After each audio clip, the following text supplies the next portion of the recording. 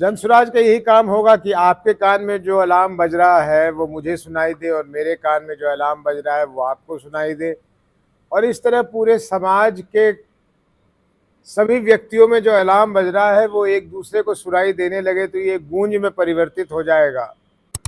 अब ये भी कहना मुश्किल है कि नीतीश जी किसी के पीठ पे चढ़ जाते हैं या कोई और आके नीतीश जी के पीठ पे चढ़ जाता है, लेकिन ये हमेशा हुआ कि एक तरफ लालू जी की धारा रही, एक तरफ नीतीश जी का धारा रहा। 2019 में प्रशांत जी, मैं, हमारे अन्य मित्र दिल्ली में बैठकर ये चर्चा करते थे कि इस राज्य का होगा क्या, और उन्हीं सोचों के कारण, उन्हीं चीज़ों के कारण जब प्रशांत किशोर जी बंगाल में काम कर रहे थे तो उन्होंने वहाँ ये घोषणा कर दी कि ये मेरे आखिरी चुनाव है। प्रशांत जी कहते हैं डाटा से कि बिहार सबसे पिछड़ी है, और है भी, शिक्षा में, स्वास्थ्य में, आय में, हर चीज में से है, लेकिन एक चीज से मैं उनसे अलग हूं, बिहारी कमजोर नहीं है। नमस्ते, मैं हूं मनीष और आप देख रहे हैं दी न्यूज 9X। दी न्यूज 9X में आप सभी का स्वागत है। आज के पॉडकास्ट में हमारे विशेष मेहमान हैं x MP Uday Singh alias Pappu Singh ji. स्वागत है आपका। सर, पहला सवाल आपसे, बिहार आए, बिहार का एक बैनर आया, आपके पीछे जन सुराज, आप कहते हैं कि अलार्म लेकर आया है जन सुराज, ये अलार्म कैसे बजेगा अब? अलार्म कैसे बजेगा? अलार्म तो बज रहा है, लेकिन एक व्यक्ति के कान में जो अलार्म बज रहा है वो दूसरा व्यक्ति नहीं सुन पा रहा है। ये एक अच्छी चीज आपने शुरू की, अलार्म की बात। जनसुराज का यही काम होगा कि आपके कान में जो अलार्म बज रहा है वो मुझे सुनाई दे और मेरे कान में जो अलार्म बज रहा है वो आपको सुनाई दे, और इस तरह पूरे समाज के सभी व्यक्तियों में जो अलार्म बज रहा है वो एक दूसरे को सुनाई देने लगे तो ये गूंज में परिवर्तित हो जाएगा। देखिए, मैं जनसुराज का हूँ, लेकिन जनसुराज की भी बात नहीं करूँगा।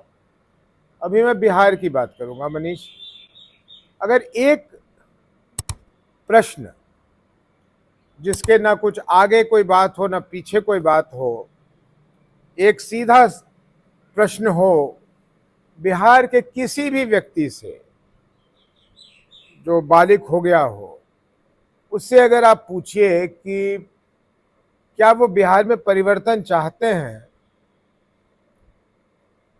तो आपको जवाब हाँ में ही मिलेगा, ना के कॉलम में शून्य रहेगा। एक व्यक्ति आपको ऐसा नहीं मिलेगा बिहार में मनीष जो ये कहे कि मैं वर्तमान व्यवस्था से संतुष्ट हूं और मुझे वर्तमान व्यवस्था चलाना है, सिवाय उन लोगों के जो उस दल से जुड़े हुए हैं, किसी एक दल से या किसी व्यवस्था से जुड़े हुए हैं। ऐसे लोगों को छोड़कर साधारण बिहार का कोई भी व्यक्ति आपको ऐसा नहीं मिलेगा जिसके मन में आज ये इच्छा नहीं है कि एक परिवर्तन हो और अच्छे के लिए परिवर्तन हो। अब यहाँ आके ये बात रुक जाती है कि परिवर्तन तो हो, लेकिन कैसी परिवर्तन हो। मैं जनसुराज पे लौट कर आऊंगा, लेकिन उससे पहले आपको बताऊं कि 1990 के दशक से आज तक, और ये तब से है जब तक से शायद जब आप पैदा भी नहीं हुए होंगे, तब से बिहार वालों को यहाँ के सामाजिक समीकरण और सामाजिक व्यवस्था के कारण उन्हें कभी कोई सच मायने में विकल्प मिला ही नहीं। जब कांग्रेस हटाओ का अभियान चला और लालू जी आगे बढ़े तो सबके मन में ये विचार आया कि बदलो, तो लालू जी को बहुत बहुत ज्यादा समर्थन मिला। और इससे पहले आगे बढ़ूं, बता दूं कि मेरे समझ से बिहार में अभी 1990 के दशक से अगर कोई जन नेता है तो मैं मानता हूं वो लालू जी, इसमें कहीं कोई शक नहीं। अब लालू जी को जो समर्थन प्राप्त हुआ, उस समर्थन को उन्होंने कैसे इस्तेमाल किया, नहीं किया, उनके लोगों ने कैसे इस्तेमाल किया, नहीं किया, ये सबके सामने है। उस युग को लोग और उनके विरोधी उसको जंगल राज का नाम देते हैं। अगर तुलनात्मक दृष्टिकोण से देखा जाए तो ना जंगल राज वो था, लेकिन नीतीश जी के पहले 5 वर्ष के अलावा वो फिर जंगल राज लौट के आया हुआ है। आज भी बिहार में जंगल राज ही है, बल्कि कुछ मायने में लालू जी के समय से ज्यादा जंगल राज अब है। लेकिन वो एक अलग विषय है, उस पर कभी और चर्चा होगी। विकल्प के तौर पे बिहार वालों को या लालू जी को चुनना था या नीतीश जी को चुनना था। अब ये भी कहना मुश्किल है कि नीतीश जी किसी के पीठ पे चढ़ जाते हैं या कोई और आके नीतीश जी के पीठ पे चढ़ जाता है, लेकिन ये हमेशा हुआ कि एक तरफ लालू जी की धारा रही, एक तरफ नीतीश जी का धारा रहा। तो लोगों ने 5 वर्ष इनको समय दिया, 5 वर्ष उनको समय दिया। नीतीश जी की इंटेलिजेंस की वजह से कुछ 5 वर्ष तो ऐसे ही आए कि दोनों तरफ को मौका मिल गया कि उनके कंधे पे कभी वो बैठे कभी वो बैठे। इसलिए बिहार वालों को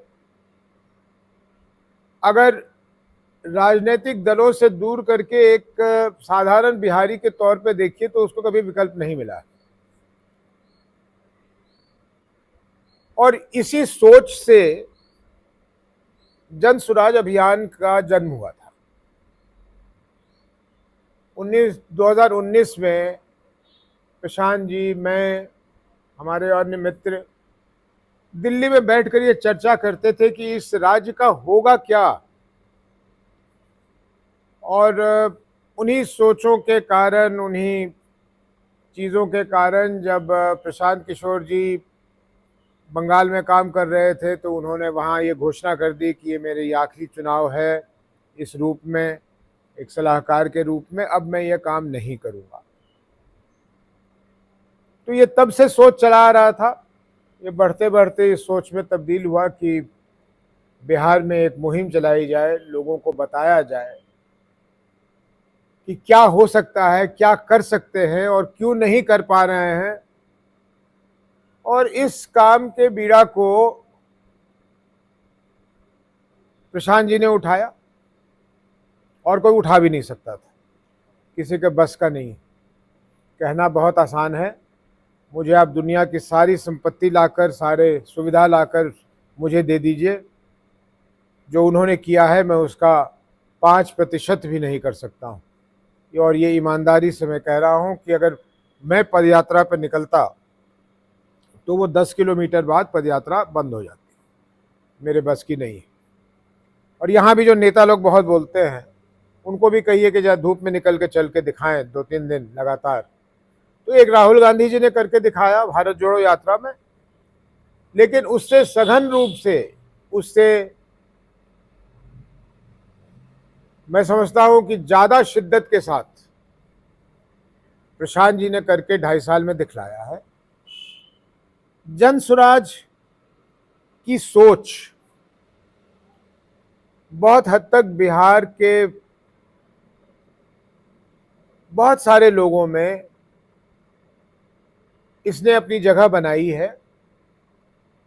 और पिछले वर्ष 2 अक्टूबर को जब पार्टी की घोषणा हुई तो बिहार वालों को ये स्पष्ट हो गया कि भाई अब ये राजनीतिक मैदान में भी आएगी, क्योंकि जब शुरू किया था तो स्पष्ट नहीं था कि इसको राजनीतिक दल में तब्दील करेंगे नहीं करेंगे, लोगों का क्या रिएक्शन होता है, लोग क्या चाहते हैं। पार्टियां तो लोग सुबह शाम बना लेते हैं, उसकी तो कोई गिनती ही नहीं है। आप जितना गिनना चाहिए आपकी गिनती खत्म हो जाएगी, पार्टियां बिहार में बहुत है। लेकिन हम लोगों ने पार्टी बनाने के लिए इंतज़ार किया या पार्टी की घोषणा करने के लिए इंतज़ार किया कि लोग क्या कहते हैं। और लोगों ने जब कहना शुरू किया कि नहीं आपकी बात तो प्रशांत जी समझ आ रही है, लेकिन इसको हम लोग करेंगे कैसे, तो फिर पार्टी की आवश्यकता हुई, पार्टी की घोषणा हुई। और आज पार्टी एक छोटे से पौधा की तरह है, बढ़ रही है। बिहार के लोग रोज उसमें खाद पानी डाल रहे हैं और मुझे लगता है कि चुनाव आते आते ये एक अच्छे पेड़ का रूप लेगी। हम लोग हर कुछ ही देखने से चाहे वो सामान्य लगे, लेकिन हम हर कुछ ही अलग करना चाह रहे हैं और कर रहे हैं। जिस तरह से हम अपने कार्यकर्ताओं की चयन कर रहे हैं, जिस तरह से हम लोग अपने जो कल्पना है, जिस तरह से हम लोग अपने प्रत्याशियों की चयन करेंगे। पिछले बार कब याद है आपको, आप भी बहुत दिन से इस क्षेत्र में हैं और आपके पिताजी तो इस क्षेत्र के जाने माने पत्रकार ही नहीं हैं, एक सामाजिक हस्ती हैं। उनसे पूछिएगा कि पिछले बार ऐसा कब हुआ था कि मतदाताओं से उनकी राय मशवरा से पार्टियां टिकट दिया है। कभी ऐसा हुआ ही नहीं। टिकट अगर राज्य की पार्टी है तो पटना में, और राष्ट्रीय पार्टी है तो दिल्ली में, वहीं से तय होता है और उसका नाम हाई कमांड दिया जाता है कि ये हाई कमांड ने तय किया है। हमारा हाई कमांड, लो कमांड, मिडिल कमांड, जो भी कमांड है वो हमारे बिहार की जनता है। और हम कॉन्सेप्ट क्लियर करें, बिहार की जनता ही आपकी हाई कमांड है। इसमें कोई कहीं से कोई शक है नहीं। मैं आगे चल के इस पे और थोड़ा सा बोलूंगा। हमारे लिए सब कमांड बिहार की जनता है। नहीं होने से क्या बुराई होती है इसका तो मैं प्रमाण दे सकता हूं, और मैं इसका भुक्तभोगी हूं। सभी लोग मानते हैं कि अगर मैं 2012 में मैंने नीतीश जी के खिलाफ वेदना प्रदर्शन नहीं की होती तो मैं सांसद भी रहता, शायद बड़ा मंत्री भी बन गया होता, बहुत बड़े बड़े पद पर पहुंच गया होता। लेकिन क्योंकि मैंने ये हिमाकत की कि उस गठबंधन में रहते हुए अपने नेता से, अपने लोगों के द्वारा साथ मिलकर हमने गुहार लगाया कि आप निजाम बदल दीजिए। हमने कब कहा नीतीश जी आप खराब आदमी है? कब कहा सुशील मोदी जी खराब आदमी? हमने कहा आपने जो निजाम दिया वो खराब है, वो भ्रष्ट है, वो बहरी है, वो अंधी है। लेकिन फिर मुझे जवाब में क्या मिला कि देखो कितना कृतघ्न आदमी है, इसको नीतीश कुमार ने जिताया और आज ये नीतीश कुमार के खिलाफ बोल रहा है। मैंने उस पर उत्तर दिया था कि मैं नीतीश जी का कृतज्ञ हूं कि वो मेरी चुनाव में मेरे सहयोग करने के लिए आए, लेकिन मैं कतई भी इस जीवन में मानने को तैयार नहीं हुआ कि उन्होंने मुझे बना दिया। उन्होंने कैसे बना दिया? मुझे तो रुपौली, धमदाहा, कस्बा, बनमनखी, बुढ़िया, कोढ़ा, बायसी के लोगों ने बनाया है। मैं अपनी जिम्मेदारी को ये भूल कर कि मुझे यहाँ के जनता ने नहीं बनाया, मुझे नीतीश जी ने बनाया, इससे ज्यादा कृतज्ञता तो आदमी दिखा ही नहीं सकता। लेकिन अभी की जो राजनीतिक दलों की व्यवस्था है उसमें यही होगा। विधायक जीत के जाएंगे, अपने नेताओं का ही गुण गाएंगे, क्योंकि वही उनके लिए एक तरीका है प्रतिनिधित्व करने का या प्रतिनिधि बने रहने का। जन स्वराज की सोच है कि नहीं, कोई नेता नहीं है, कोई हाईकमांड नहीं है, हाईकमांड लोग हैं। लोगों का वो उत्तरदायित्व तो अपने लोगों के प्रति है। लोग उसको चाहेंगे तो वो अच्छा है, लोग नहीं चाहेंगे तो हटेगा। कोई हैंड नोट लिखवा कर नहीं आ रहा 5 वर्षों के लिए। क्यों लिखूं मैं हैंड नोट? कोई रजिस्ट्री कर रहा हूं उसको। अभी हाल फिलहाल में जो भी सांसद बने हैं कुछ पिछले सालों में, मैं पूर्णिया की बात कर लूं, लोगों को शिकायत रही, नहीं सुने छे, नहीं करे छे। भाई नहीं सुने छे, नहीं करे छे, ओकर कारण छे, ओकरा से तोरा कुछ लेने नहीं छन, तू ओकरा की दे सके छो? एगो वोट दे सके रहो, दे देलो। अगला बेर जब हेतोन फिर वो अपन नेता लेके हेतोन, अपन दल लेके हेतोन, अपन जाति लेके हेतोन, फिर तोहर वोट लेके चल जेतोन। ओकरा ते जी हजूरी अपन नेता के करे के छन हो, नहीं तो मंत्री को ना बनते, ओकरा जगह को ना मिलते, वो टका को ना कमेते। ये समस्याओं को बिहार की जनता को समझना है। तो जो ऐलान बजता है वो ऐलान के साथ ये बजना चाहिए कि इस व्यवस्था को हम लोग कायम कर देते हैं, लेकिन जिस व्यक्ति को हम वोट दे रहे हैं, जाति, धर्म, किसी पार्टी, किसी के नाम पर, उसकी जवाबदारी किस तरफ है, किस ओर है? वो मनीष की सुनेगा या नीतीश जी की सुनेगा? वो नीतीश जी की सुनेगा। कौन है मनीष? चुनाव आएगा, देख लेंगे मनीष को। इसके घर 5 और बड़े नेता भेज देंगे, इसके पांव छू लेंगे, इससे माफी मांग लेंगे। आपको नहीं मालूम है कि किस किस तरह से वोट मांगे जाते हैं? अभी हमारे जो सांसद हैं, इन्होंने वोट मांगने के लिए क्या क्या किया, कहीं जमीन में लौटे, कहीं नलकूप पे नहाए, कभी कुछ किया, कभी कुछ किया, ताकि आप आकर्षित होकर इनको वोट दे दे। बहुत अच्छा किया, जीते हैं, शुभकामना। क्या कर रहे हैं पूर्णिया में? तो मैं यही सुन रहा हूं कि वो तो पूरे राज्य के और राष्ट्र के नेता बन गए, पूर्णिया की बात ही नहीं कर रहा। क्यों नहीं कर रहे हैं पूर्णिया की बात? क्योंकि समय नहीं। जब उनसे आपके विषय में सवाल किया गया तो उन्होंने कहा था हम्बल रिक्वेस्ट है कि उदय बाबू का सवाल ना किया जाए। इस पर क्या कहना है? अच्छी बात है, शायद बचते होंगे कि वो नहीं उलझना चाहते। मैं भी नहीं उलझना चाहता। मुझे सभी लोग जानते हैं, मैं उलझने वाला नहीं हूं, मैं किसी से नहीं उलझता। क्यों उलझूं? मुझे अपना ही काम है बहुत। लेकिन अपने जनता की ओर से मैं अपने आदरणीय सांसद से या यहाँ के विधायकों से तो ये तो कह सकता हूं कि आपको जो करना है कीजिए। मेरे क्षेत्र के अपने लोगों का, आप मेरे लोग कहाँ से हैं, उनके भी लोग हैं, उनका तो देख लीजिए, उनकी बातों को सुन लीजिए। कोई सड़क के लिए रोए चला रहा है, कोई पुल के लिए रोए चला रहा है, कोई फलानी चीज के लिए रोए चला रहा है, कोई भ्रष्टाचार के लिए रोए चला रहा है। या जनप्रतिनिधि रहते हुए क्यों रो रहा है वो?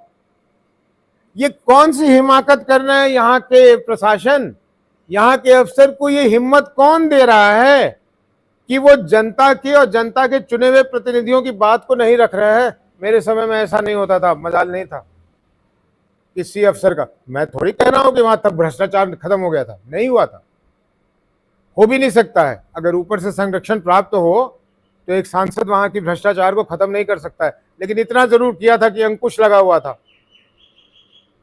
कि भाई ऊपर वाला तो बाद में बचाएगा, पहले ये जान ले लेगा। जान ले लेगा मतलब ये नहीं कि जान ले लेगा, लेकिन मुझे तकलीफ में डाल देगा। और मैं डाल देता था, बहुत बार हुआ है कि डाला है मैंने। क्योंकि मेरी जनता को तुम तरपाओगे और मैं कौन हूं? मैं पूर्णिया का सांसद हूं। अच्छा, पूर्णिया के लोग कैसे हैं? वो तो रो रहे हैं। कैसी चीज है ये? कैसी चीज है? और इसीलिए जब हमारे विधायक और सांसद या कोई भी कहता है कि हमारी नहीं सुनी जाती है, भाई मैं तो 10 वर्ष तब सांसद था जब विपक्ष की सरकार थी दिल्ली में। मैंने तो कभी नहीं कहा कि मेरी नहीं सुनी जाती, क्योंकि मेरी 100% सुनी जाती थी। क्यों सुनी जाती थी? क्योंकि जब मैं लोकसभा में घुसता था तो उदय सिंह नहीं घुसता था, मेरे साथ पूर्णिया घुसती थी।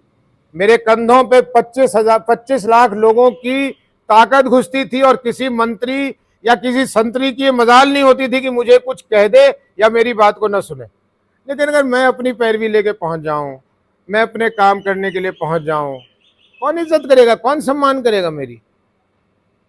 अगर मेरे किसी कर्म से वो शर्मिंदगी का कर्म है तो मैं तो ये समझता हूं या समझता था कि मेरे 25 लाख लोगों का आंख झुक जाएगा। यार मैं ये काम कैसे कर सकता हूं?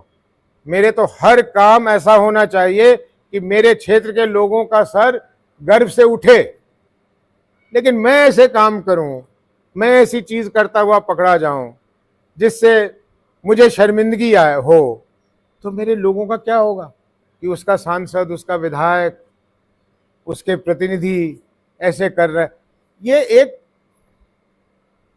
एक बिल्कुल दूसरी सोच है। ये एक सच मायने में लोकतंत्र बहाल करने की सोच है, सरकार बनाने की सोच नहीं। हम सरकार बनाने नहीं निकले।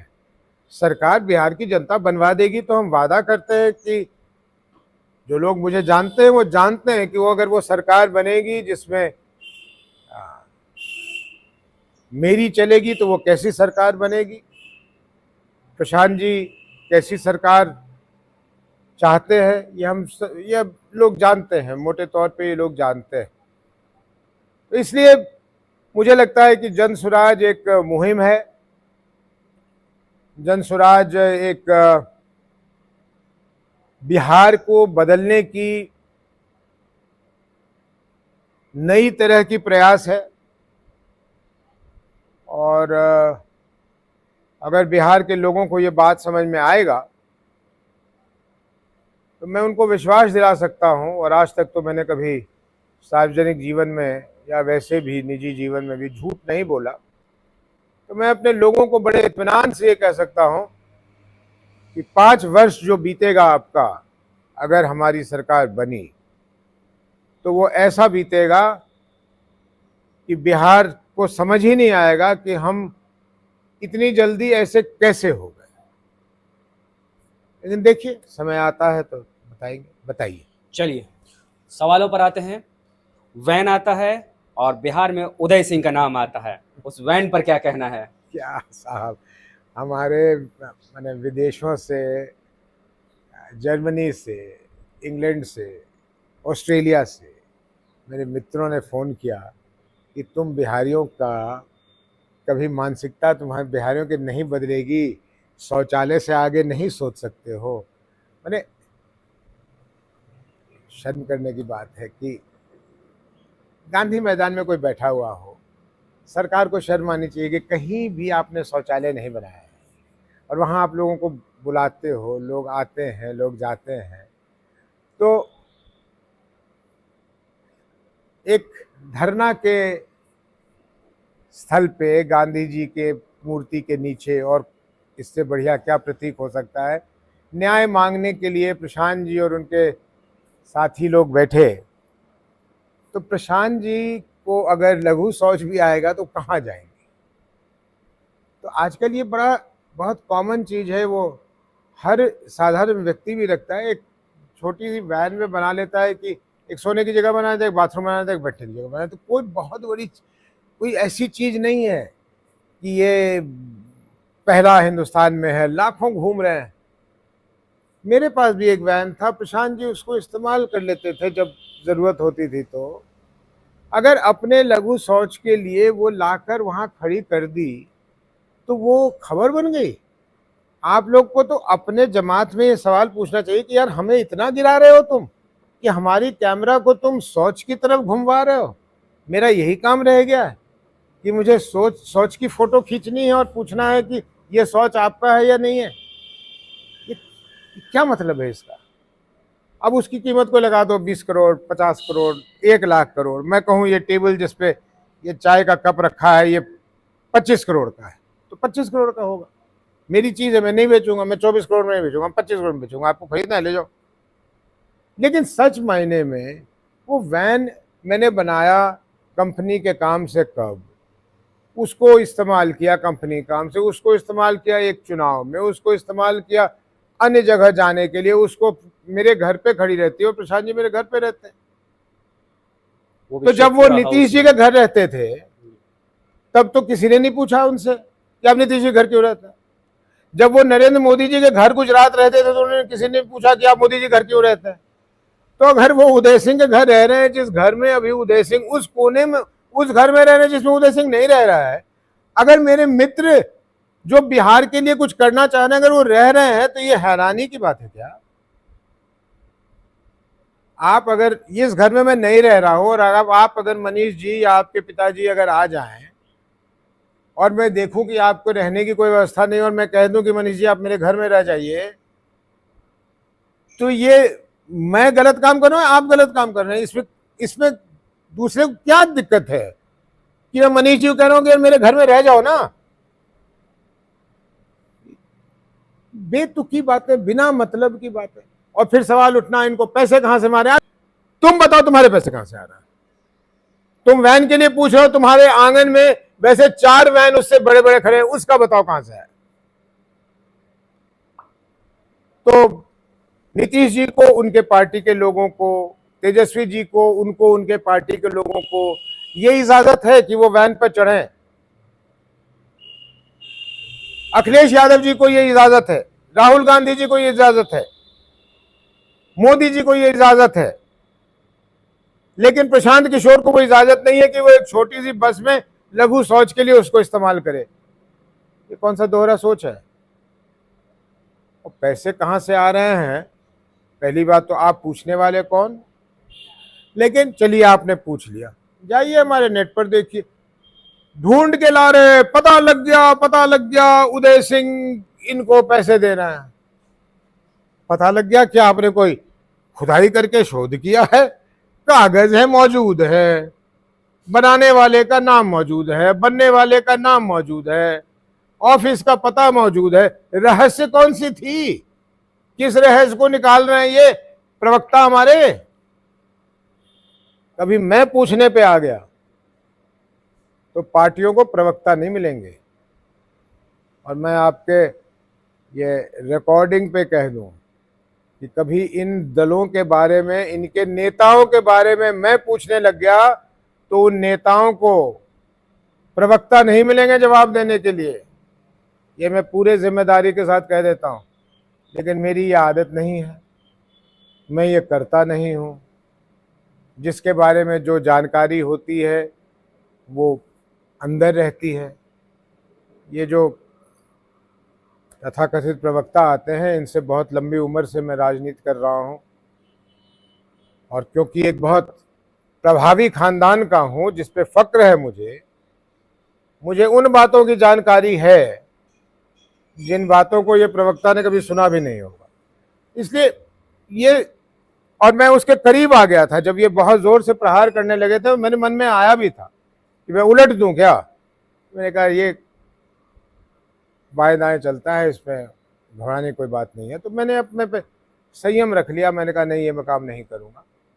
लेकिन अगर मुझे छेड़ेंगे तो मैं उलट के, फिर इनको प्रवक्ता नहीं मिलेगा, कोई मिलेगा नहीं इनको कि आपके टेलीविजन के सामने आकर जवाब दे दे।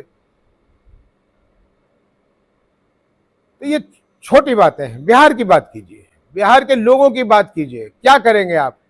तेजस्वी जी घूम रहेंगे, मैं नौकरी दे दूंगा। कितने नौकरी दे दोगे? हिसाब बताओ।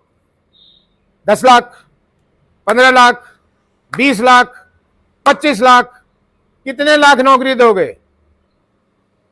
बताओ।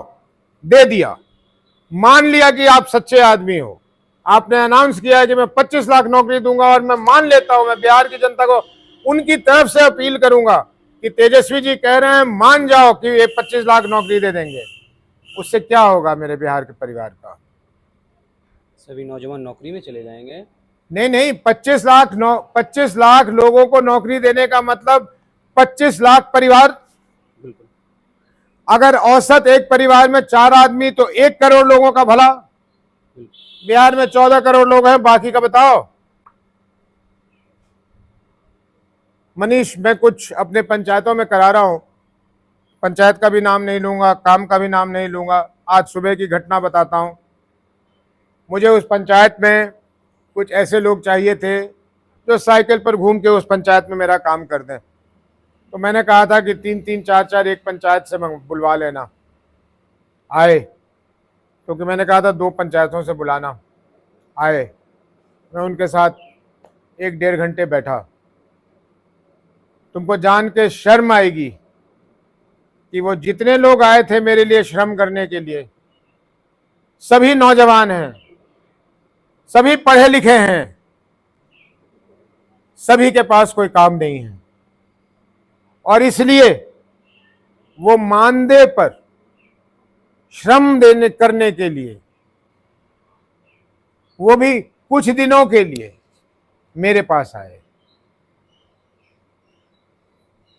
जिस काम के लिए मैं उनको देना चाहता हूं, काम तो मेरा बहुत अच्छे से हो जाएगा, लेकिन शर्म से मेरा सिर झुक गया है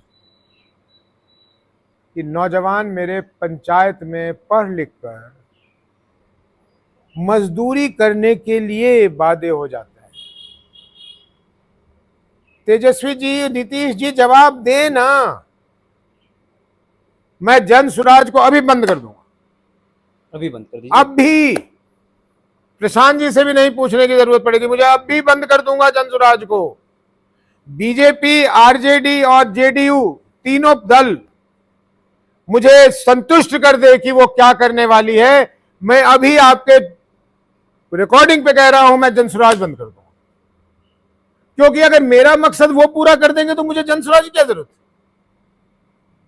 मेरी जो बिहार की, हमारी जो बिहार की कल्पना है, अगर उसको ये लोग पूरा कर देंगे, मैं क्या करूंगा जनसुराज चलाकर?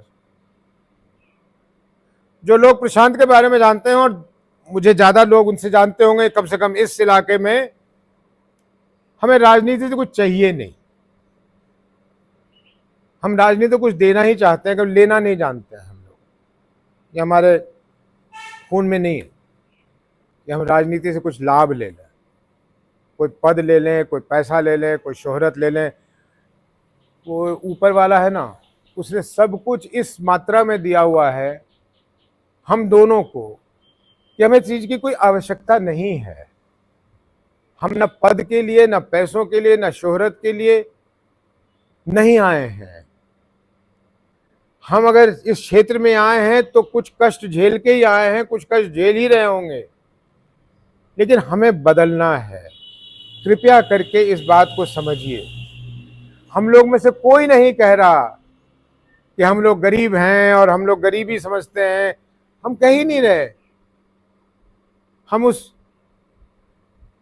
जगह से आए हैं जब हमारे पास ऊपर वाले ने कृपा से सब कुछ है,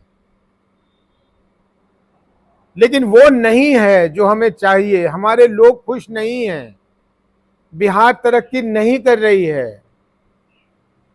प्रशांत जी कहते हैं डाटा से कि बिहार सबसे पिछड़ी है, और है भी।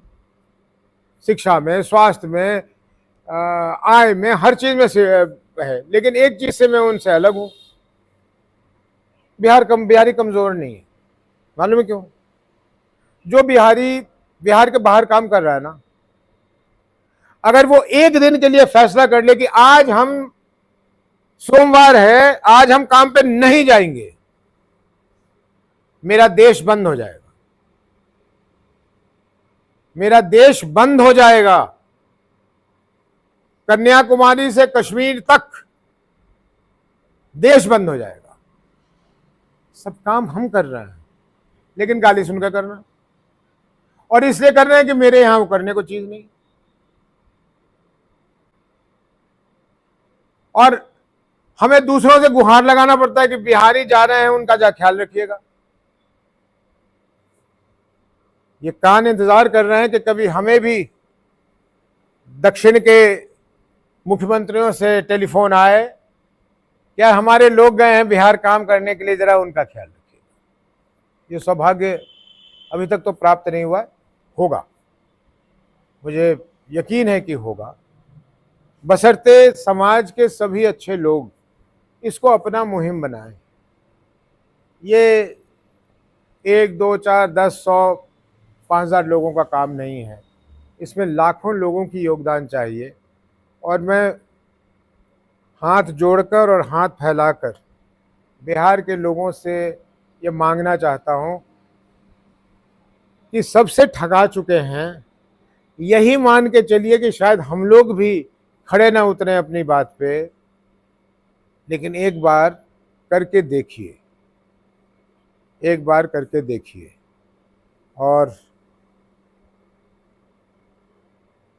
मेरे जैसा आदमी सार्वजनिक मंच पर, जो सार्वजनिक मंच ही है, इससे पहले कि वो झूठ बोले, अपने आप को जीवित देखना नहीं पसंद करेगा। मैं झूठ नहीं बोल सकता, मेरे संभव नहीं है। मुझे बिहार बदलूंगा। अगर मौका देंगे बिहार के लोग तो बिहार बदल के दिखलाऊंगा, ये वादा है। इसमें कहीं कोई दो बात नहीं। और बताइए। चलिए, सवालों पर लौटते हैं दोस्तों। इन्होंने कहा कि प्रशांत जी ने बंगाल छोड़ दिया है और बंगाल का बिहार आ गए। सर, बंगाल के मुर्शिदाबाद में हिंसा हुई, उस हिंसा पर आपकी राय क्या है? हिंसा की निंदा जितनी हो कम है। हिंसा क्यों हुई इस पे बात करनी जरूरी। राज्य सरकार फेल कर गई, पुलिस फेल कर गया, प्रशासन फेल कर गया। जिसको जो कहना है कहो, और मैं उनकी बात मान लेता हूं। लेकिन वो मौका किसने दिया कि हिंसा फैले, उस पर बात करें ना। अभी हिंसा फैली क्योंकि आनन फानन में सरकार कहती है 90 लाख आवेदन पढ़े और क्या कहां किया भगवान जाने। लेकिन मुर्शिदाबाद के लोगों से तो ऐसा लगता है कि उनसे नहीं पूछा गया होगा। आप मुर्शिदाबाद के लोगों से भी पूछ लेते। वक्फ के कानून को बदलने की अगर आवश्यकता है तो वो 2025 में बदला जाए या 2028 में बदला जाए या 2032 में बदला जाए, क्या फर्क पड़ेगा? क्योंकि ये तो सैकड़ों साल से, सदियों से चली जा रही चीज है। बदलनी चाहिए। समय से बहुत चीजों में बदलाव की आवश्यकता होती है। बदलिए, हमारा संविधान बदला जाता है तो वक्फ की कानून भी बदली जा सकती है, तो कोई बहुत बड़ी बात नहीं। अच्छा, आपके अनुसार निजी आपकी राय क्या है वक्फ बोर्ड पर? मेरी ये राय ये है कि सरकार का काम होता है कहीं भी गलत और अन्याय को रोकने का, उसमें कोई निजता की ढाल के पीछे नहीं छुप सकता। ये मेरा निजी मकान है और इस निजी मकान के अंदर मैं बलात्कारियों को शरण दूं, मैं शराब बेचने वालों को शरण दूं और पुलिस को कहूं कि तुम नहीं आ सकते क्योंकि मेरा निजी मकान है, ये तो गलत तर्क है ना। लेकिन सुबह उठकर मैं पूजा करता हूं, वहां जल चढ़ाता हूं, इसमें पुलिस आकर मुझे कहे कि जल तुम बाएं हाथ से नहीं दाहिने हाथ से चढ़ाओगे, या आरती तुम ऐसे नहीं घुमाकर ऐसे करोगे, तो मैं कहूँगा ये मेरी निजता पे तो वार कर रहे हो। उसमें दो चीज़ों में दिक्कत हो गई। पहली चीज़ कि वक्फ के बोर्ड पे आप गैर मुसलमानों को रखेंगे, तो मुझसे पहले तो सुप्रीम कोर्ट ने ही पूछ लिया है कि क्या हिंदू वाले बोर्ड में आप मुसलमानों को जगह देंगे, और सरकार अगर कह देंगे तो मैं ताली भी बजाऊंगा, स्वागत भी करूंगा, क्योंकि ये सेकुलरिज्म का एक नया रास्ता निकल आएगा कि सभी मिलकर कर रहा है। लेकिन मेरे समझ से ये गलत है। चाहे उसको पार्लियामेंट बिना वोटिंग के 100% मतों से कर दे, लेकिन मेरा मानना होगा ये गलत होगा, ये निजता पर प्रहार है। दूसरी चीज जो उसमें है वो है वक्फ बाय यूज, इस्तेमाल से जो वक्फ है उसको इन्होंने उसकी मान्यता रद्द की। अब सुप्रीम कोर्ट ने पूछा कि भाई दिल्ली हाई कोर्ट तो बना हुआ वक्फ की जमीन है, उसकी कागज कहां से लाओगे? जमा मस्जिद अवश्य वक्फ की जमीन पे बना होगा, किसी की निजी जमीन पे तो बना नहीं। अब वो जमा मस्जिद कब से खड़ा है, उसका कोई डिस्ट्रिक्ट मजिस्ट्रेट कहे कि भाई इसकी जमीन की कागज लाओ कि किसकी जमीन थी, किसने वक्फ किया, वो कागज देगा। हमारे गांव-गांव में जो मस्जिद बने हुए हैं किसी की निजी जमीन पे नहीं है। हमारे गांव-गांव में मंदिर बना हुआ है, किसी की निजी जमीन पे नहीं है। किसी की जमीन होगी उसने दे दिया होगा, दान कर दिया होगा, मंदिर ट्रस्ट को दान कर दिया होगा या वक्फ बना दिया होगा। अब ऐसे इमारतें 100-100, 200, 400, 500 साल से खड़ी हैं। अब कोई डीएम कहे कि इसकी कागज ले, अरे हमारे बिहार में जमीन की सर्वे चल रही है, इससे समझ लेती केंद्र की सरकार।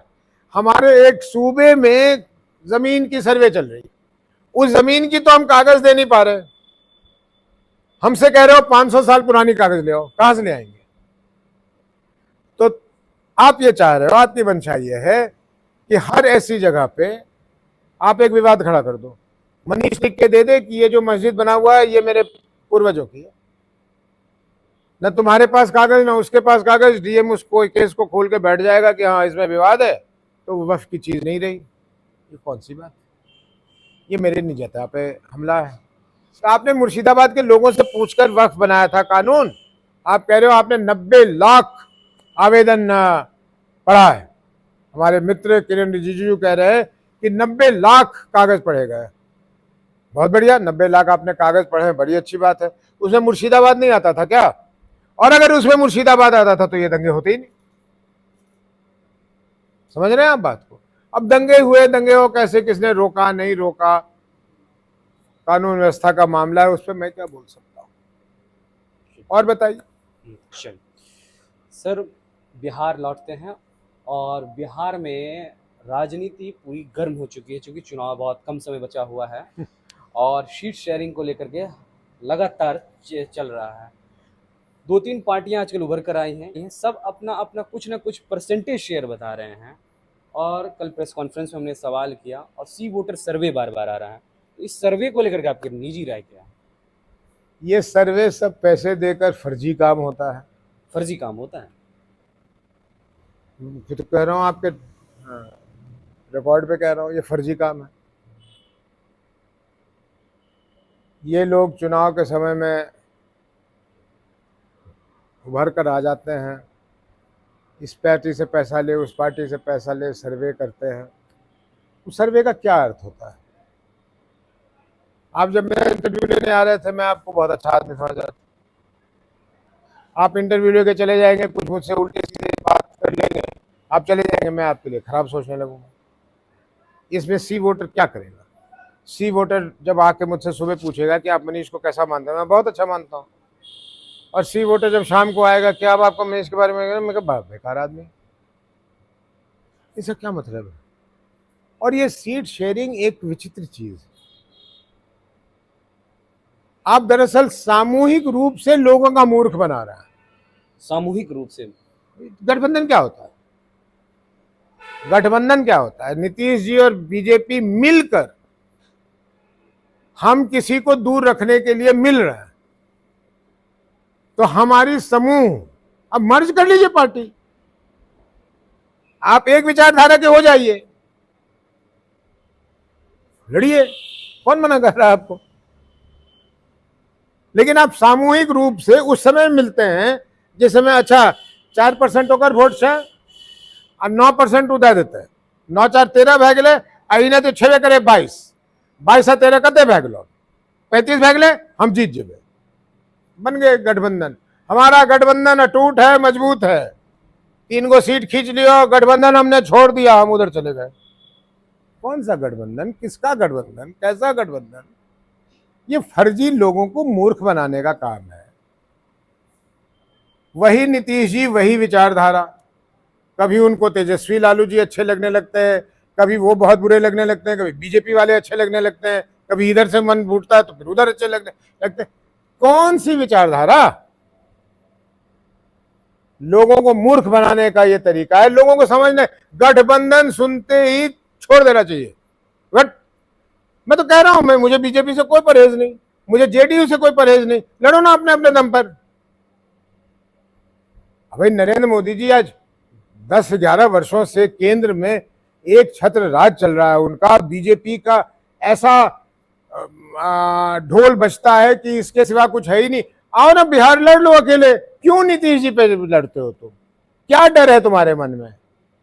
डर ये है कि हार जाओगे, तो हारने से क्यों डरते हो? हार जाओगे तो क्या हो जाएगा? जुल्म हो जाएगा, हिंदुस्तान खत्म हो जाएगा। हम उसको पकड़ लेते हैं, हम उसको पकड़ लेते हैं। कभी चिराग जी जेडीयू के खिलाफ, कभी जेडीयू चिराग जी के साथ। ये कुछ नहीं है, ये इनके नेताओं की, लोग कहते थे ईगो है, मैं तो कहता हूं बिल्कुल ईगो नहीं है इनके पास। ईगो है ही नहीं इनके पास, कोई इनके पास इज्जत ही नहीं है। तो ईगो उसको होता है जिसको इज्जत होती है, जिसको अपनी इज्जत का ख्याल हो। मैं तुम्हें अभी ऐसे कर दूंगा तो तुमको बुरा लग जाएगा, क्योंकि तुमको एक इज्जत है अपनी। तुम कहोगी क्या मजाल है कि इन्होंने मुझे ऐसे कर दिया, तुमको इज्जत ही नहीं है, मैं तुमको 4 थप्पड़ मार दूंगा। तो इनको तो इज्जत ही नहीं है भाई। ये किसी के पांव, किसी के हाथ कभी भी लग सकते हैं, पड़ सकते हैं, गिर सकते हैं। उसमें 2 पार्टियां थोड़ी सी बड़ी हैं, आरजेडी और जेडीयू, या समझती है कि मैं बड़ा हूं। बीजेपी तलाशती रहती है कि यार किसी तरह मेरा गिनती आ जाए कि मैं बिहार में राज कर रहा हूं। चुनौती है मेरी बीजेपी को, लड़ो अकेले। चुनौती है मुझे जेडीयू को, लड़ो। और तेजस्वी जी को भी चुनौती है, कांग्रेस को भी चुनौती है। यार सबसे बड़े पार्टियों, सबसे पुराने पार्टियों, काहे के लिए पूछ पकड़े हुए हो? नहीं जीतोगे मत जीतना, वजूद तो दिखाओ। गठबंधन कर रहे हैं, गठबंधन करने के बाद कुत्ते बिल्ली की लड़ाई शुरू हो जाती है। हम 30 को नहीं लेंगे, हम 35 को लेंगे। तुम 11 को ले लिए थे, तुम 9 को जीते थे, तुम उसमें 2 नंबर पर थे, हम उस पर 1 नंबर पर थे। और तुम बिहार को सुधारना चाहते हो, तुम अपने आप को सुधारना चाहते हो, तुम पैसे कमाने का जरिया बनाना चाहते हो राजनीति को। तुम अपने पास पैसे इकट्ठे करोगे, तुम बिहार की जनता को चूसोगे। एक विचित्र नैरेटिव है मनीष कि नीतीश जी ऑनेस्ट आदमी है। मैं कहता हूं नीतीश जी से ज्यादा नैतिकता के मामले में कोई डिसऑनेस्ट हो ही नहीं सकता। एक बात बताओ, पप्पू सिंह पैसा लेता है कि नहीं, मनीष को क्या मतलब? लेकिन पप्पू सिंह की व्यवस्था बिल्कुल ईमानदार ढंग से चल रही है, मनीष को उससे मतलब है।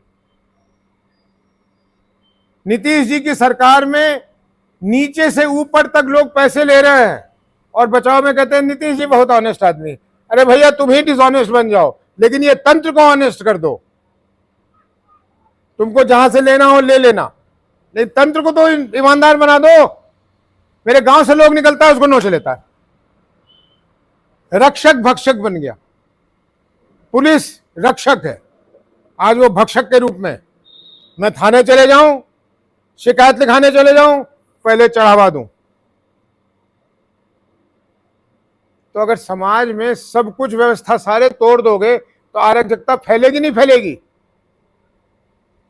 समाज का रूपरेखा किस लिए तैयार हुआ है कि एक समुचित व्यवस्था दे जिसके अंतर्गत लोग रहें और आराम से रहें और उनकी सुरक्षा की, उनके सुविधा की ख्याल वो लोग करें जिनको सरकार की जिम्मेदारी दी गई। तुमने तो यहां लुटेरे छोड़ रखे हैं और तुम कह रहे हो कि मैं ऑनेस्ट हूं। आपसे बड़ा डिसऑनेस्ट कोई नहीं, नैतिकता के आधार पर।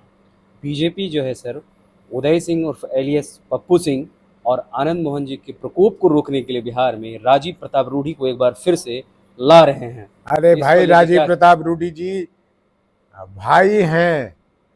वो राजीव प्रताप रूढ़ी जी जितना आगे बढ़े हम लोगों को खुशी होगी, क्योंकि उनकी अच्छे सोच के व्यक्ति हैं, अनुशासित व्यक्ति हैं।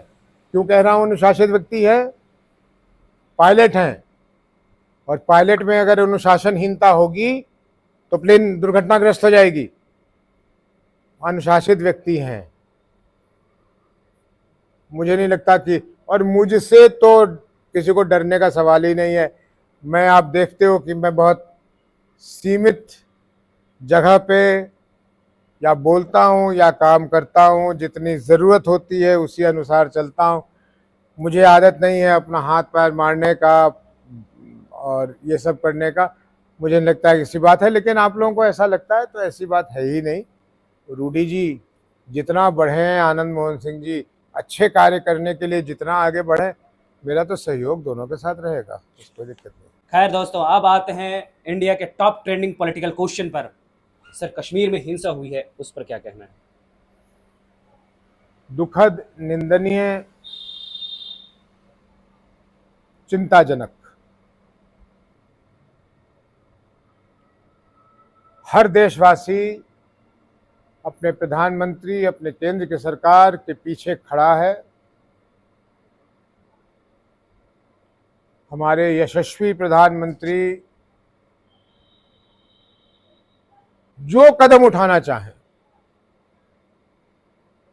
कठोर से कठोर कदम उठाना चाहे, जिससे देशवासियों को शायद कष्ट भी हो, हम लोग उस कष्ट को झेलने के लिए तैयार हैं। इसमें कहीं से भी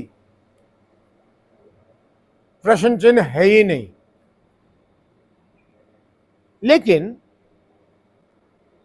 प्रश्न तो खड़ा होता है एक, और उसका जवाब जितनी जल्दी हमारे आदरणीय गृह मंत्री जी, आदरणीय प्रधानमंत्री जी या केंद्र के जो भी लोग हैं वो दे दें। हम लोगों की जिज्ञासा है ये जानने की कि आपके 2014 से लेकर आज तक 24 ऐसी घटनाएं हो गई, ज्यादातर हमारे सैनिक और अर्धसैनिक बल पे ये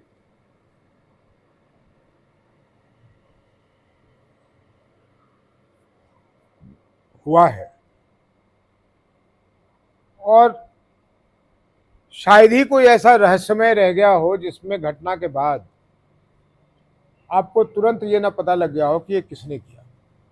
और ये इसलिए पता लग जाता है मनीष जी कि भारत की सरकार कोई छोटी चीज नहीं है।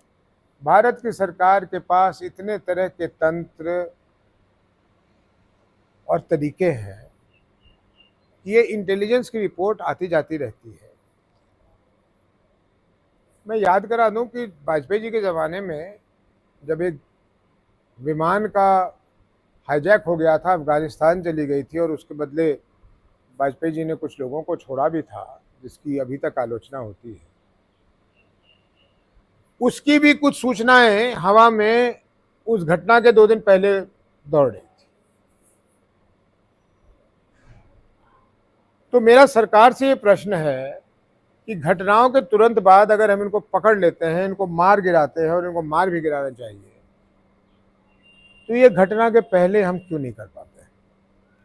हम इन घटनाओं को क्यों नहीं रोक पाते हैं?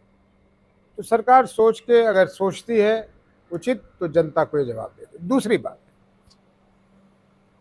हमारे गृह मंत्री जी किसी आधार पर ही कहते होंगे, कहते नहीं थकते कि कश्मीर बिल्कुल ही सुरक्षित हो गया है।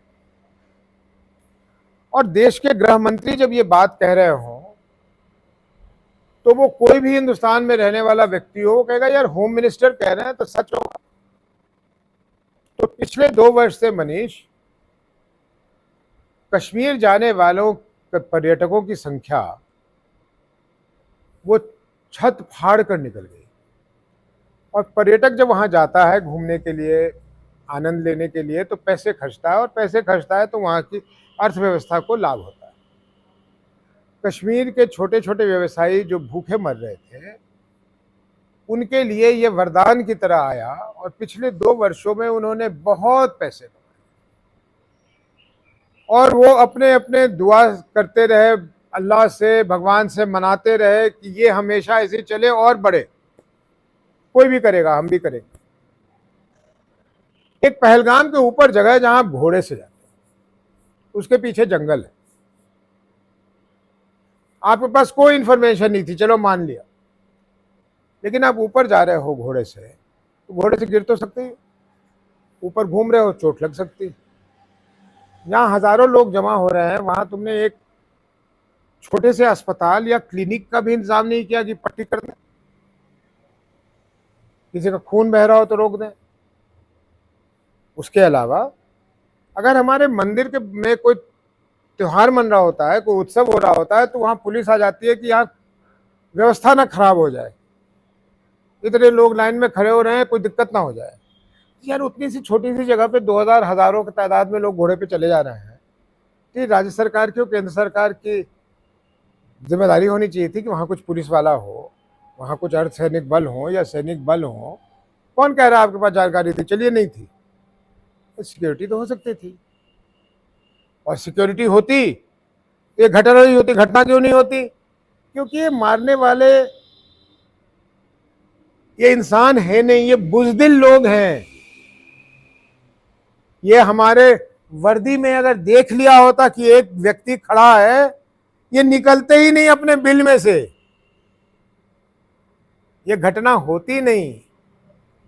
तो इसकी जिम्मेदारी तो सरकार को लेनी पड़ेगी।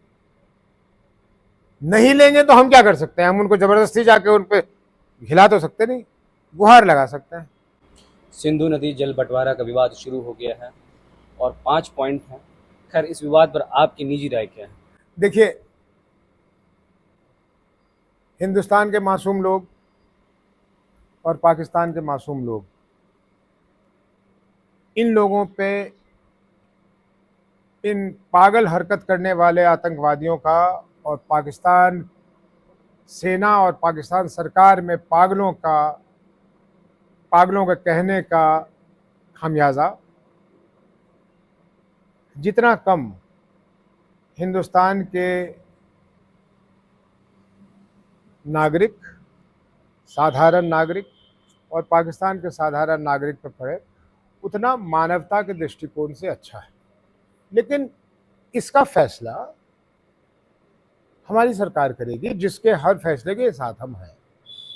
सिंधु नदी पे आ जाते हैं तो सिंधु नदी समझौता गलत था, सही था, कब था, क्यों था, मैं उसमें नहीं जाना चाहता।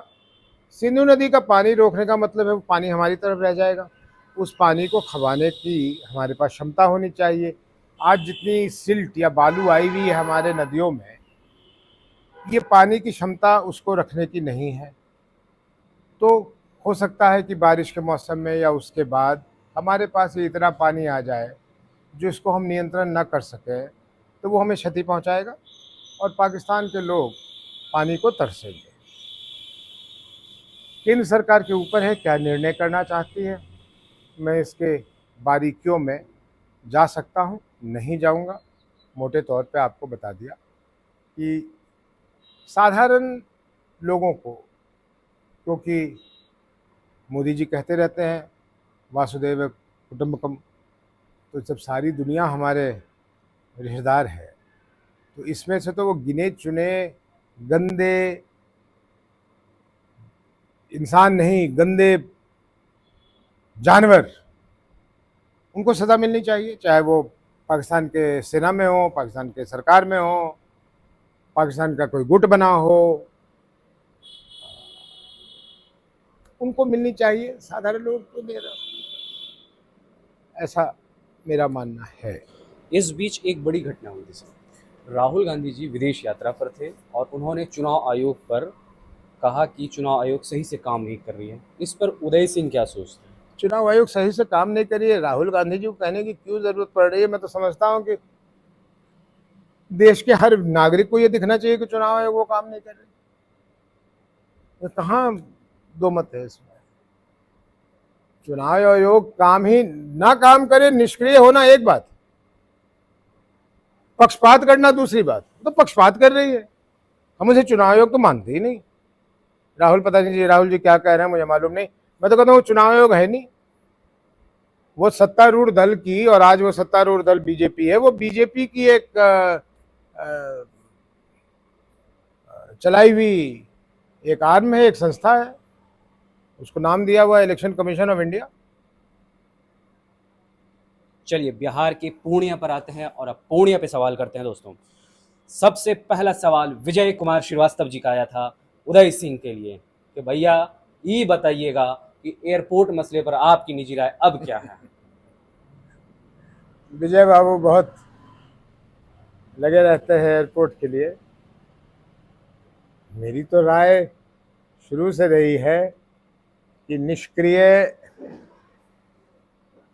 जनप्रतिनिधि या सभी प्रतिनिधि और एक पक्षपाती निष्क्रिय राज्य सरकार के कारण ये इतने वर्षों से, 10 वर्षों से लंबित, और पूर्णिया का एयरपोर्ट बनना 1 महीने से कम का काम है। आपको मैं कहूँ उस बाग में चले जाइए, तो यहाँ तक तो आपको पक्की जगह मिलेगी और वहाँ आपको कच्चे में उतरना पड़ेगा। अगर आप जाने को तैयार हैं तो मुझे क्या कष्ट। विमानपत्तन में रनवे जो मेन चीज होती है बनी हुई है, और इतनी बड़ी बनी हुई है कि उसके विस्तार की जरूरत नहीं है। जो भी आपके पास जहाज है वो बड़े आराम से उतरेगी। पटना से बहुत बड़ी रनवे, आप हवाई जहाज उतार दीजिए, सीढ़ी लगा दीजिए, लोग उतर जाएंगे। बस रख दीजिए जो उनको एयरपोर्ट के परिसर के बाहर उतार दे। नहीं मांग रहा पूर्णिया का आदमी कि मुझे एयर कंडीशन एयरपोर्ट बना के दो, बना देना 2 साल में। विमान सेवा तो परसों शुरू हो सकती है। तो विजय बाबू कहिए कि ये सब झांसे में ना पड़े, वो बन जाएगा, बन रहा है, मैंने सुना है काम प्रगति पे है, लेकिन फिर धैर्य रखिए। लेकिन इच्छा शक्ति होती कि नहीं यहां भी सेवा होनी चाहिए तो परसों शुरू हो जाएगा। और मैंने जो आपको बताया, हम तो ऐसे ही सिलीगुड़ी एयरपोर्ट पे जाया करते थे, कौन सा इतना बड़ा टर्मिनल था, एक टिकट का काउंटर था, टिकट लो, बाहर बस में बैठो, हवाई जहाज पहुंचा था, हवाई जहाज उड़ जाती थी। इन हवाई जहाज उड़ाने की एक श्रेय चला सर, श्रेय कौन लेगा? जदयू लेगा या ऐसे सांसद जो निर्दलीय जीत कर गए? तो श्रेय आखिर कौन लेगा? पूरी तरह से पटा पड़ा था पूर्णिया श्रेय लेने की होड़ में। दरअसल जब कोई काम ही ना हो रहा हो, वह काम करने की ताकत ही ना हो, तो इसी पे जीना है। ये किस चीज़ की श्रेय ले ली। सुबह एक सज्जन आए हुए थे, उन्होंने दिखाया कि रुपौली क्षेत्र के थे, यहाँ एक भवन बनना था, उसका यहाँ के विधायक ने शिलान्यास कर दिया था। फिर उस भवन को उठा के कहीं और ले जाने की बात हुई, फिर भवन नहीं गई, फिर यहाँ भी नहीं बन रहा है, तो क्या हो रहा है? तो मैंने हंसते हंसते उनको कहा, मैंने कहा अच्छा तो सत्यानाश के पत्थर लगा देने रहे? तो कहते नहीं नहीं, शिलान्यास के। तो वो शिलान्यास नहीं होता है, वो सत्यानाश होता है। वो पत्थर जहाँ लगता है वहाँ उसके बाद उस पर जानवर ही आगे पीछे घूमते हैं अधिकांश जगह पे। ये क्या, इस सब पे मुझे ना कहवाइए तो अच्छा है। मेरी सोच कुछ और है। अरे मैं सड़क बना रहा हूँ तो अपने घर के पैसे से बना रहा हूँ, हमारे टैक्स के पैसे से बन रहा है। और मैं बनवा रहा हूँ अगर, तो मैं कोई किसी पे कृपा कर रहा हूँ? मुझे आपने चुना ही उस लिए है, तो मैं शिलान्यास लगा क्या बतलाना की कोशिश कर रहा हूं। शिलान्यास पे होना चाहिए ये इसका संवेदक ये है, इसका पता ये है, इसका टेलीफोन नंबर ये है, ये इस गुणवत्ता के साथ ये सड़क बना रहा है और कह रहा है कि 6 वर्ष तक ये सड़क नहीं टूटेगा। अगर टूटेगा तो हम इन संवेदक के घर दस्तक देंगे। शिलापट तो ये होना चाहिए। अब माननीय फलाने के कर, उसमें 4 रुपए दिए, मैंने दिए पैसे। नहीं हमें बनवाने चाहिए, क्यों तो बनवाने चाहिए, तो मना की करवाने चाहिए। मैं क्या करवाया आप, और करवाया तो ये आपका काम है। नहीं कीजिएगा तो लात मार के निकाल देंगे। नहीं कैसे कीजिएगा, ये जनसुराज की सोच है। जनसुराज ये कह रही है मेरा विधायक है, काम करेगा, नहीं करेगा कैसे, कौन सी का कर कदम और कर कमलों, कहाँ का कर कमलों। जो भी विधायक आएगा जनसुराज का, दिखा दीजिएगा कहीं शिलान्यास। हमारे पार्टी के संविधान में लिखा होगा कोई शिलान्यास और उद्घाटन का वो नहीं लगेगा। ये आप स्पष्ट कर रहे हैं। अरे कह रहा हूं है, मेरी बात हर बात स्पष्ट ही होती है। तो मैंने तो दिखाया करके, जबरदस्ती कहीं कहीं मेरे किए हुए का शिलान्यास लगा दिया होगा। आप पूछ लीजिए मेरी व्यवस्था से, सख्त बनाई थी कि कोई शिलान्यास नहीं, कोई उद्घाटन नहीं। काहे का शिलान्यास, मैं अपने घर से लेके आया हूं पैसे। हाँ मैं कह सकता हूं कि मैं घर से लेके आया था, क्योंकि जितनी सर्वे करवाई थी मनीष, वो मैंने निजी खर्च पे करवाया, क्योंकि तेजी से सड़कें बनानी थी और उतनी तेजी से सरकार के पास कोई व्यवस्था नहीं थी कि वो डीपीआर तैयार करती। इसलिए एक एक जगह, चाहे वो बिजली की हो चाहे सड़क की हो, मैंने उससे अपने घर के पैसों से इंजीनियर रखकर, गाड़ी मुहैया कराकर, पेट्रोल मुहैया कराकर, डीजल मुहैया कराकर एक एक जगह की डीपीआर बनवाई थी। इसी कारण इतनी तेजी से बना था पूर्णिया में जो सड़कें बनी थी। उसका श्रेय जो ले ले, मुझे थोड़ी लेना है। मुझे खुशी है कि रुपौली के लोग उस पथ पे चल रहे हैं। मुझे थोड़ी खुशी है कि ये मेरे समय में बन गया या फलाने के समय में बन गया, ढिमकाने के समय में टूट गया। क्या करना है मुझे, क्या करना है मुझे। भागलपुर के एक शिक्षक हैं, उनका नाम है संजय चौहान। उन्होंने कहा है, यूं ऐसे तो बिहार के लोग भी कहते रहते हैं कि बिहार में शिक्षा और चिकित्सा की व्यवस्था धाराशाही हो गई है। इसको लेकर आपका क्या कहना है? हाँ बिल्कुल धाराशाही हो गई है, लेकिन कोई अगर ये कहे कि मैं रात भर में इसे ठीक कर दूंगा तो वो गलत है। ये दोनों चीज अपने बुनियाद से ही खत्म हो चुकी है। भ्रष्टाचार और कुव्यवस्था नीचे तक है। लेकिन बिना विस्तार में गए हुए, बहुत देर हो गया मनीष, मैं आपको ये बता दूं कि हमारी योजना कुछ और है। और हमारी योजना किस चीज से शुरू हुई है? वो शुरू हुई है कि ऐसा माना जाता है विद्वानों के द्वारा कि अगले 15 वर्षों में केजी से लेकर पीएचडी तक के शिक्षक नहीं हुआ करेंगे, वो सब कुछ एआई से ही होगा। बिल्कुल। और अगले 15-20 वर्षों में डॉक्टर नामक चीज खत्म हो चुके होंगे। वो रोबोट डॉक्टर सिर्फ सलाह देने के लिए रह जाएगा, सब कुछ एआई के द्वारा होगा। इसी वर्ष मेरी बेटी जो पढ़ लिख कर अपना काम शुरू कर रही है, वो हम लोग निजी तौर पर वो पूर्णिया आएगी और पूर्णिया को अपना केंद्र बनाकर कुछ एआई के शिक्षा के क्षेत्र में कुछ प्रयास करेगी। देखते हैं उसकी प्रयास कितनी सफल होती है, और अगर सफल होगी तो उसे हम अन्य जगह और करने की, उसको विस्तार करने की सोचेंगे। चिकित्सा में भी एआई लाने की बात है, लेकिन अभी कोई योजना नहीं बनी है। शिक्षा के लिए तो बना है, तो देखते हैं ये कहाँ तक चलती है बात। बहुत बहुत शुक्रिया। बहरहाल दर्शकों, आपको हमारा ये पॉडकास्ट कैसा लगा, आप अपनी राय हमारे कमेंट बॉक्स में जरूर दें। अगर आप हमारे ये वीडियो फेसबुक पे देख रहे हैं तो फेसबुक पेज लाइक कर लें। अगर आप हमारा ये वीडियो यूट्यूब पर देख रहे हैं तो यूट्यूब चैनल दी न्यूज़ 9X को सब्सक्राइब कर लें, और ये जरूर बताएं कि उदय सिंह के साथ ये पॉडकास्ट कैसा लगा। शुक्रिया।